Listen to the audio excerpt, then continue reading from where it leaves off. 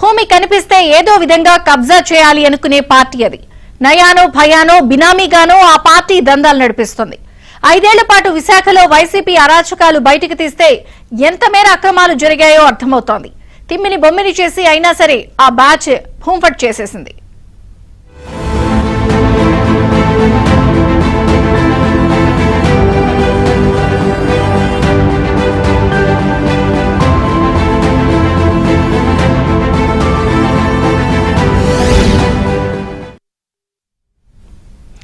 YCP హయాంలో విశాఖలో అనేక అక్రమాలు జరిగాయి.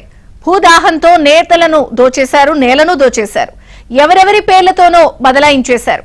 ఆసుపత్రికి స్థలం తీసుకుని కమర్షియల్ నిర్మాణాలుగా మార్చుకుని ఏకంగా 17 అంతస్తుల భవనం నిర్మాణానికి సిద్ధమైపోయారు.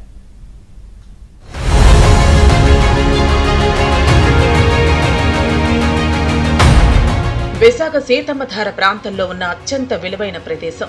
విశాఖపట్నంలోని సీతమ్మధార నార్త్ ఎక్స్టెన్షన్ ఉడా లేఅవుట్ లో సామాజిక అవసరాల కోసం కొంత భూమి వదిలారు.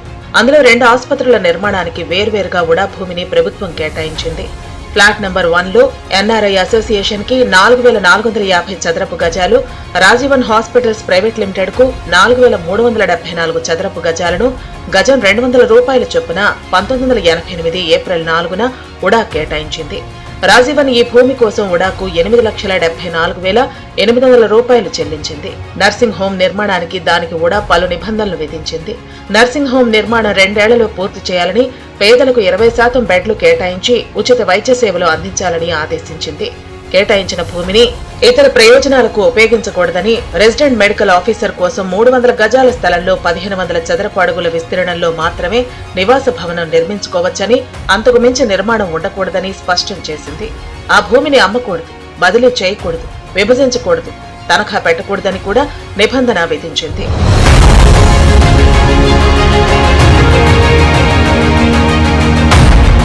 అయితే ఎన్ఆర్ఐ అసోసియేషన్ మాత్రం నిబంధనల ప్రకారం ఆసుపత్రి నిర్మించింది, వైద్య సేవలను కొనసాగిస్తోంది. రాజీవన్ సంస్థ మాత్రం నర్సింగ్ హోం నిర్మిస్తామని చెప్పి నిర్మాణం చేయలేదు. ఆ భూమిలో గతంలో ఒక నిర్మాణం చేసి అందులో పాఠశాల నడిపారు. కొన్నేళ్ల క్రితం ఆ భూమిలో కొంత పవన్ పుత్ర హెల్త్ అండ్ ఎడ్యుకేషన్ సర్వీసెస్ కు, పరిసరాజ్ రాపా హాస్పిటల్స్ కు వాటాలు ఇచ్చారు. దీనికోసం హైకోర్టు నుంచి ఉత్తర్వులు కూడా తెచ్చుకున్నారు.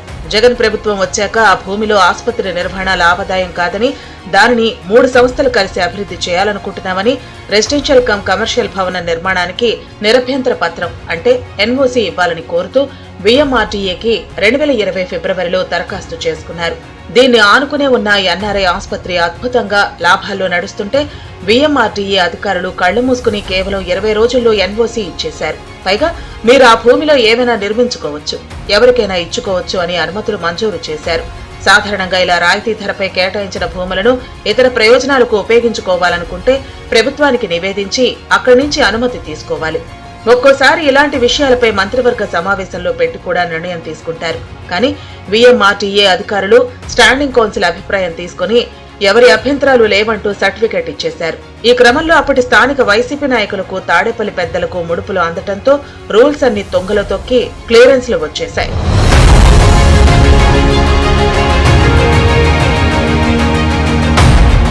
విఎంఆర్టీఏ 2020 ఫిబ్రవరిలో ఎన్ఓసీ ఇవ్వగా రాజీవన్ అండ్ కో 3 ఏళ్లకు 2023 ఫిబ్రవరిలో జీవీఎంసీకి భవన నిర్మాణానికి దరఖాస్తు చేశారు. ఆ ఏడాది నవంబర్లో 17 అంతస్తుల భవన నిర్మాణానికి కార్పొరేషన్ అనుమతి ఇచ్చింది. అందులో ఒక ఫ్లోర్ కమర్షియల్ కు, మరో 2 సెల్లార్లుగా చూపించారు. ఆసుపత్రికి కేటాయించిన భూమిలో రెసిడెన్షియల్, కమర్షియల్ భవనం ఎలా నిర్మిస్తారని ఎవరూ ప్రశ్నించలేదు. అక్కడ కూడా వైసీపీ పెద్దలు చక్రం తిప్పారు. ఇప్పుడు ఆ ఏరియాలో గజం స్థలం 1,50,000 నుంచి 1,75,000 వరకు పలుకుతోంది. ప్రస్తుతం దాని విలువ సుమారు 85 కోట్లు ఉంటుంది. మొత్తం వ్యవహారంపై బీజేపీ ఎమ్మెల్యే విష్ణుకుమార్ రాజ్ కు కొంతమంది సీనియర్ సిటిజన్స్ ఫిర్యాదు చేశారు. ఎమ్మెల్యే వెంటనే జిల్లా కలెక్టర్, విఎంఆర్టీఏ కమిషనర్, జీవీఎంసీ కమిషనర్లకు ఫిర్యాదు చేశారు. ఈ భూమికి సేల్ డీడ్ ప్రకారం బిల్డింగ్ ప్లాన్ అప్రూవల్ ఇచ్చారని, అయితే విఎంఆర్టీఏ మాస్టర్ ప్లాన్ ప్రకారం అక్కడ రహదారులు లేవని తెలిపారు. భవనం కోసం మాస్టర్ ప్లాన్ కూడా వైసీపీ నేతలు మార్చేశారని ఫిర్యాదు చేయడంతో ఈ వ్యవహారం వెలుగులోకి వచ్చింది. ఈ రోజు అనేది అప్పటి నుంచి ఇప్పటి వరకు కూడాను అది అనేది హాస్పిటల్స్ అనేది కట్టకుండా ఈరోజు అనేది చాలా ఖరీదైన ల్యాండ్ అనేది అది గుర్తించడం వల్ల ఏంటంటే ఈరోజు అనేది 17 అంతస్తులు అపార్ట్మెంట్లు అనేది కట్టుకుంటున్నారు. అంటే వ్యాపారం కోసం అనేది వ్యాపారం అనేది చేసుకోవడానికి లాభాలు ఆర్జించడమే జయంగా ఈరోజు సామాజిక అవసరాల కోసం ఏదైతే ఉడా అనేది కేటాయించిందో దానికి అనేది గాలి కొదిలేశారు. ఈరోజు వ్యాపారం చేసుకోవడానికి అనేది ఫ్లాట్లు అనేది కట్టుకొని అమ్ముకోవడానికి ఈరోజు అనేది ఎక్కువ ప్రాధాన్యత అనేది ఇవ్వడం అనేది జరిగింది. అది సమంజసం కాదు. ఏ అవసరాల కోసం అనేది ఉడా అనేది భూమి అనేది కేటాయించిందో ఆ విధంగాను రాజీవ్ అన్న హాస్పిటల్ కానీ ఎన్ఆర్ఐ హాస్పిటల్ కానీ ఆ విధంగా కట్టాలి. అది పేద ప్రజలకి అనేది వైద్యం ఏదైతే అనుకున్నారో అది ఆ ప్రాంతంలో ఉపయోగించాలి. ఇది గత వైసీపీ ప్రభుత్వంలో దరఖాస్తు పెడితే చాలా చాప కింద నీరులాగా దానికి అనుమతులు మంజూరు చేశారు. ఇది చాలా అన్యాయం. ఎంత అన్యాయం అండి. విలువైన భూములేమో హాస్పిటల్ పేరుని సబ్సిడీ మీద అతి తక్కువకి, లేకపోతే విద్యాలయాలు కడతామని కాలేజీలు కడతామని గవర్నమెంట్ భూములన్నీ ఇలా తీసుకొని వ్యాపారాలు చేసుకుంటున్నారు. దురదృష్టవశాతం పాలకులు ప్రశ్నించవలసింది పోయి వాటిలో కొమ్ము కాయడం రాష్ట్ర ప్రజలు చేసుకున్న దౌర్భాగ్యం. ఇది గడిచిన 5 సంవత్సరాల్లో మరీ అన్యాయంగా ఉంది. తక్షణమే ఇటువంటిది ఇది ఒకటే కాదు, మేము ఒక పేపర్ పెడతామని ఎంతో కొంత భూమి ఒక 1000 గజాలు 2000 గజాల్లో ప్రెస్ కడతామని తీసుకొని అవన్నీ బహుదంతస్తుల భవనాలు కళ్యాణ మండపాల కింద విశాఖపట్నం నడబొడ్డిన వ్యాపారాలు చేసుకుంటున్నారు.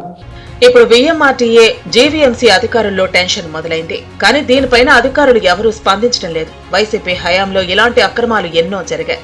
అవి ఇప్పుడు ఒక్కొక్కటిగా బయటకు వస్తున్నాయి. మరి కూటమి నేతలు ఏం చేస్తారో చూడాల్సిన అవసరం ఉంది. ఎందుకంటే ఆ స్థలాన్ని వెనక్కి తీసుకుని ప్రజా అవసరాలకు వినియోగించాలన్న డిమాండ్లు వినిపిస్తున్నాయి.